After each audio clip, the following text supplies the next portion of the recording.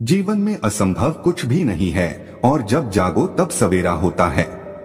अगर आपको ये लगता है कि मैंने बहुत से बुरे काम किए हुए हैं और अब इन गलत कामों को सुधारने के लिए कोई भी विकल्प नहीं है, तो आपको गौतम बुद्ध के जीवन की ये कहानी एक बार अवश्य सुननी चाहिए। एक दिन बुद्ध श्रावस्ती के ही एक गांव में भिक्षाटन के लिए पहुंचते हैं। जब बुद्ध गांव में प्रवेश करते हैं तो देखते हैं कि पूरे गांव में सन्नाटा छाया हुआ है।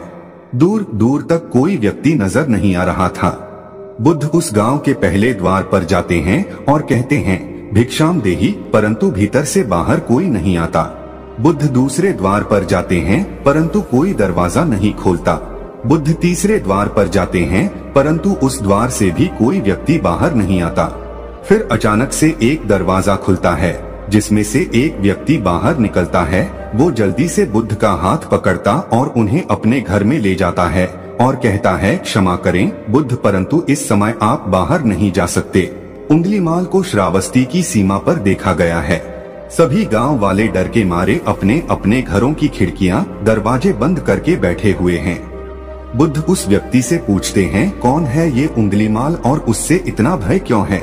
वह व्यक्ति कहता है, उंगलीमाल एक राक्षस है।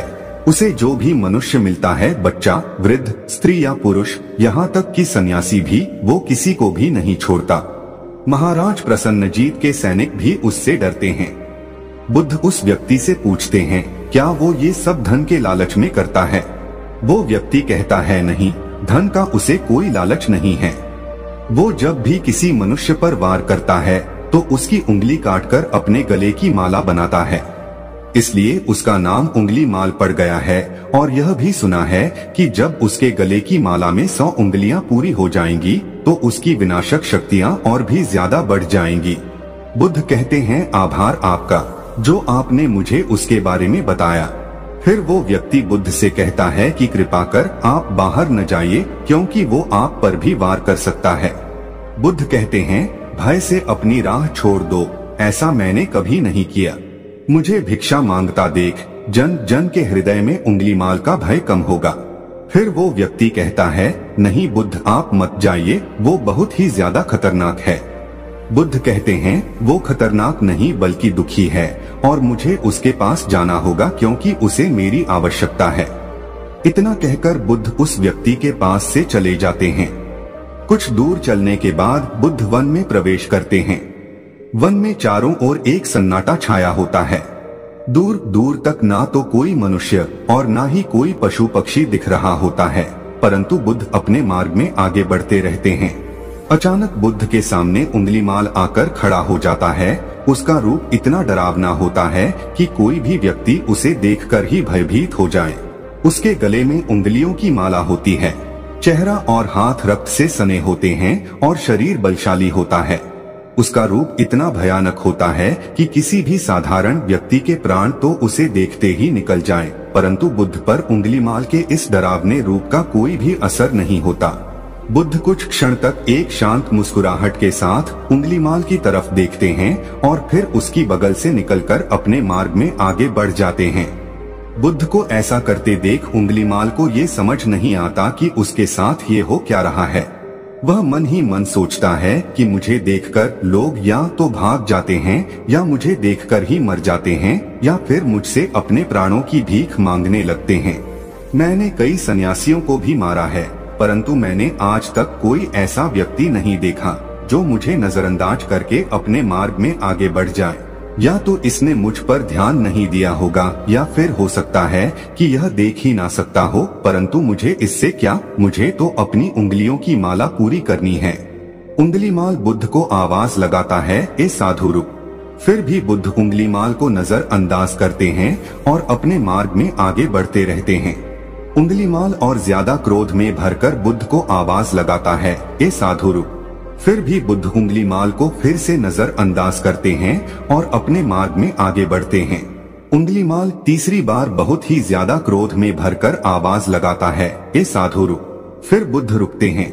उंगलीमाल बुद्ध के पास जाता है और कहता है, मेरे आदेश देने के बाद भी तू रुका क्यों नहीं? बुद्ध कहते हैं, मैं तो बहुत पहले ही रुक चुका हूँ, तुम ही चलते जा रहे हो। उंगलीमाल ये समझ ही नहीं पाता कि बुद्ध क्या कह रहे हैं। परंतु वो इतना जरूर समझ जाता है कि सामने खड़ा व्यक्ति उससे थोड़ा भी नहीं डर रहा है। उंगलीमाल बुद्ध को डराने के लिए चिल्लाकर पूछता है, ए साधु, तुझे मुझसे भय नहीं लग रहा है क्या? मैं आदि मानव हूँ। बुद्ध कहते हैं, नहीं, तुम मानव हो। बुद्ध की यह बात उंगलीमाल के हृदय पर लगती है। पहली बार उसे किसी ने मानव कहा था, परंतु वो इस बात को नजरअंदाज करने का प्रयास करता है और बुद्ध से पूछता है, ए साधु, तूने ये क्यों कहा कि तू कब का रुक चुका है, जबकि तू तो चल रहा था, और तूने ये क्यों कहा कि मैं नहीं रुका? बुद्ध कहते हैं, मैं बहुत पहले ही रुक चुका हूँ, यानी मैंने ऐसे सारे बुरे कृत्य करना पहले ही छोड़ दिया है जिससे किसी भी व्यक्ति को कष्ट पहुँच सकते हैं। सब जीना चाहते हैं, बस तुम उन्हें करुणा से देखने का प्रयास करो। बुद्ध के ये शब्द दोबारा से उंगलीमाल के हृदय पर चोट करते हैं, परंतु वह दोबारा से बुद्ध की बातों को नजरअंदाज करने का प्रयास करता है और इस बार वह और क्रोध में भरकर बुद्ध की गर्दन पर अपनी कटारी रख देता है, जिससे वो लोगों की हत्या किया करता था, और बुद्ध से चिल्लाकर कहता है, नहीं, मानव में ना तो प्रेम है और ना ही करुणा है, सिर्फ छल और कपट है, इसलिए मैं सबकी हत्या करूंगा और किसी को जीवित नहीं छोड़ूंगा। बुद्ध कहते हैं, तुम्हें लोगों ने बहुत दुख दिया है उंगलीमाल, क्रूरता मनुष्य अज्ञान के कारण ही करता है। ईर्ष्या, द्वेष, मोह, माया ये सभी अज्ञान की ही संतानें हैं, परंतु वो व्यक्ति ही है जिसमें दया, करुणा, सद्भाव और समझ का उदय भी होता है। उंगलीमाल, यदि इस जीवन में क्रूर और निष्ठुर लोग हैं तो दयावान भी हैं। बस तुम्हें अपनी आंखों से इस अंधेपन की इस पट्टी को हटाना होगा जो तुम्हें केवल बुराई ही दिखा रही है। तीसरी बार बुद्ध के शब्दों को सुन उंगलीमाल का खुद पर से संयम हट जाता है। उसे समझ नहीं आता कि पहली बार उसे अपना आपा इतना कमजोर क्यों महसूस हो रहा है। वह कोशिश तो करता है क्रोध करने की, परंतु कर नहीं पाता। वो बड़ी हिम्मत जुटाकर क्रोधित होने का नाटक करके बुद्ध से कहता है, तुम और व्यक्तियों जैसे नहीं हो। बुद्ध कहते हैं, मैं हर व्यक्ति जैसा ही हूँ, बस जागृत हूँ और यह सिद्ध कर रहा हूँ कि हर व्यक्ति में जागने की क्षमता है। मेरा मार्ग क्रूरता को दया में परिवर्तित करता है। उंगलीमाल, तुम अनजाने में घृणा के पथ पर हो, बस इस क्षण रुक जाओ। तुम्हारे भीतर भी ये क्षमता है कि तुम दया और करुणा के पथ पर चल सको। इतना सुनते ही उंगलीमाल के हाथ से कटारी जमीन पर गिर जाती है और उसकी आंखों से आंसू बहने लगते हैं। भला कोई कब तक बुद्ध को अनदेखा करेगा? उंगलीमाल रोते हुए बुद्ध से पूछता है, क्या आप वही हैं जिन्हें लोग बुद्ध कहते हैं, जो लोगों को मुक्ति के मार्ग पर चलना सिखाते हैं? फिर बुद्ध कहते हैं कि हाँ, मैं वही हूँ और तुम्हें भी मुक्ति के मार्ग पर ले जाना चाहता हूँ। फिर उंगलीमाल कहता है, परंतु मैं अब बहुत दूर निकल गया हूँ। मैंने बहुत हत्याएं करी हैं और बहुत पाप करे हैं। मैं अब चाहकर भी वापस नहीं लौट सकता और मेरा वापस लौटना अब असंभव है। बुद्ध कहते हैं, असंभव कुछ भी नहीं, जब जागो तभी सवेरा। उंगलीमाल कहता है, मैं अब पुनः जीवन की ओर नहीं मोड़ सकता, बहुत देर हो चुकी है। बुद्ध कहते हैं, तुम में इतनी चेतना है कि तुम जानते हो कि जो तुमने अब तक किया वह बुरा था। इसका अर्थ यह है कि तुम जानते हो कि क्या अच्छा है और क्या बुरा है। उंगलीमाल, जिस दिन से तुमने अच्छा कार्य करना शुरू कर दिया, उस दिन से तुम्हारा एक नया जीवन शुरू हो जाएगा। फिर उंगलीमाल कहता है, मैं कितने भी अच्छे कार्य क्यों न कर लूं, परंतु लोग मुझे उसी दृष्टि से देखेंगे और मुझे चैन से जीने नहीं देंगे। बुद्ध कहते हैं, उंगलीमाल, यदि तुमने हिंसा का मार्ग छोड़ा तो मैं तुम्हें मार्ग दिखाऊंगा और तुम्हारा संरक्षण करूंगा और तुम्हें लोगों की घृणा से बचाऊंगा। बस पहला कदम तुम्हें ही उठाना होगा। उंगलीमाल पूछता है, क्या ये हो सकता है? बुद्ध कहते हैं, अवश्य हो सकता है। तुम में असामान्य बुद्धि है उंगलीमाल, तुम परम सत्य के पथ पर बहुत आगे जाओगे। उंगलीमाल रोते हुए बुद्ध के चरणों में गिर पड़ता है और कहता है, मैं आपको वचन देता हूँ कि मैं सारे बुरे कृत्य करना छोड़ दूंगा और आपके पीछे करुणा के पथ पर चलना सीखूंगा। कृपा कर आप मुझे अपना शिष्य बना लीजिए। बुद्ध कहते हैं, मैं किसी को अपना शिष्य नहीं बनाता, बल्कि व्यक्ति स्वयं मेरे संग से जुड़ता है। उंगलीमाल उसी समय बुद्ध का भिक्षु बन जाता है। बुद्ध का भिक्षु बनने के बाद उसका नाम अहिंसक पड़ जाता है। फिर बुद्ध ने जैसा उसका नाम रखा था और वो ठीक वैसा ही वह बन चुका था। जब अहिंसक प्रथम बार अन्य भिक्षुओं के साथ एक गांव में भिक्षाटन के लिए जाता है तो गांव के कुछ लोग उससे बदला लेने के लिए उसे लाठी डंडों से पीटने लगते हैं। जब ये बात बुद्ध को पता चलती है तो वे तुरंत उसे बचाने के लिए उसके पास पहुंचते हैं और अपने शरीर को उन लाठी डंडों के बीच में ले आते हैं जो अहिंसक को पड़ रहे थे। बुद्ध को देखकर वे गांव वाले डंडे और पत्थर मारना बंद कर देते हैं। सभी लोग बुद्ध से कहते हैं, बुद्ध क्यों आप इस हत्यारे उंगलीमाल की रक्षा कर रहे हैं? न जाने कितने लोगों की जानें ली हुई हैं इसने। बुद्ध कहते हैं, अब यह उंगलीमाल नहीं है बल्कि इसका नाम अब अहिंसक है। अब यह आपकी ही तरह एक मानव है। वे गांव वाले कहते हैं, ऐसा आदमी कभी नहीं बदल सकता। बुद्ध कहते हैं, यह बदल चुका है, बस आप सब लोग इसे अपनी पुरानी दृष्टि से देख रहे हैं। यदि यह उंगलीमाल होता तो क्या आप में से किसी में भी इतना साहस या बल होता कि कोई इसे एक उंगली भी लगा सके? ये आपका हर वार खाता रहा और क्या इसने आप पर कभी पलटकर वार किया? नहीं ना। क्या ये परिवर्तन आपको नहीं दिखा? आज इसने अपना लहू बहा से अपने सारे बुरे कृत्य धो डाले हैं। आप लोगों के द्वारा इतनी मार खाने के बाद भी इसकी आंखों में आपके लिए क्रोध नहीं है। क्या यह बदलाव आपको नहीं दिख रहा है? यह तो बदल गया, परंतु आप कब बदलोगे? इतने में ही उन गांव वालों में से एक स्त्री कहती है, यह परिवर्तन मैंने स्वयं देखा है। वो स्त्री गांव वालों से कहती है, आप में से कौन ऐसा है जो दूसरों के दुख में दुखी हो, दूसरों की पीड़ा सहन ना हो तो उसे हर प्रकार की सहायता प्रदान करे, और ऐसा इस भिक्षु ने किया है। 2 दिन पहले एक व्यापारी अपनी पत्नी को लेकर जा रहा था और उसकी पत्नी प्रसव पीड़ा से व्याकुल थी। तब मैं पास से ही गुजर रही थी, इसलिए मैं भी दौड़ी दौड़ी गई। उस स्त्री की पीड़ा बढ़ती ही जा रही थी। घना जंगल होने के कारण उसे कहीं ले जाया भी नहीं जा सकता था। तभी यह भिक्षु वहां आ पहुंचा और इसने मुझसे पूछा कि क्या हुआ बहन? मैंने इसे बताया कि यह स्त्री प्रसव पीड़ा में है और इस घने वन में हम कुछ कर भी नहीं पा रहे हैं। कब तक यह कष्ट भोगेगी, कहीं इसके और इसके बच्चे के प्राण ना चले जाएं। फिर इस भिक्षु ने मुझसे कहा कि ऐसा नहीं होगा, मैं अभी अपने गुरु के पास जाऊंगा, वे अवश्य ही कोई मार्ग दिखाएंगे। इतना कहकर ये भिक्षु दौड़कर वहां से चला गया।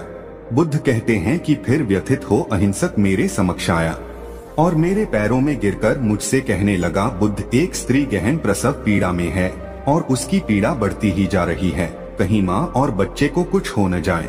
ये सब सुनकर बुद्ध ने कहा कि दौड़कर जाओ और उससे कहो, बहन जिस दिन से मेरा जन्म हुआ है मैंने जानबूझकर किसी भी प्राणी को कष्ट नहीं पहुँचाया है। मेरे सत्कर्म तुम्हारा सुरक्षा कवच बने और आपके शिशु की रक्षा करे।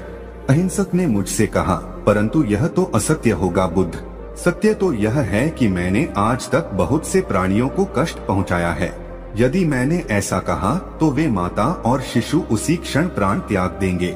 फिर बुद्ध ने कहा, तो तुरंत जाओ और उस स्त्री से कहो, बहन जिस दिन से मेरा एक नया जन्म हुआ है मैंने सभी बुरे कृत्यों को त्यागा है और उस दिन से मैंने किसी भी प्राणी को कष्ट नहीं पहुंचाया है, और मेरे सत्कर्म आपका सुरक्षा कवच बने और आपके शिशु की रक्षा करे। फिर अहिंसक ने बुद्ध से पूछा कि क्या मेरे सत्कर्म उन्हें बचा लेंगे? बुद्ध ने कहा कि अवश्य यह तुम्हारी अपनी कमाई है, या तो तुम इसे अपने लिए बचा कर रखो या फिर किसी पराये पर खर्च कर दो। अपने कमाए सत्कर्म को किसी पराये पर न्योछावर करने से पहले अहिंसक ने एक क्षण नहीं सोचा और वो उसी समय उस स्त्री और उसके शिशु की जान बचाने के लिए वहां चला आया। वह स्त्री कहती है कि हाँ, यह भिक्षु दौड़कर वहां आया और अभी भी वो स्त्री गहन पीड़ा से जूझ रही थी। इसने अपने दोनों हाथ जोड़े और आंखें बंद करके कहने लगा, बहन जिस क्षण से मैं भिक्षु बना हूँ उस क्षण के बाद मैंने कोई भी ऐसा कृत्य नहीं किया जिससे कि किसी भी प्राणी को कष्ट पहुँचे। मेरे सत्कर्म आपके लिए सुरक्षा कवच बने, आपकी और आपके शिशु की रक्षा करें। और इतना कहते ही उस स्त्री ने अपने बच्चे को जन्म दे दिया।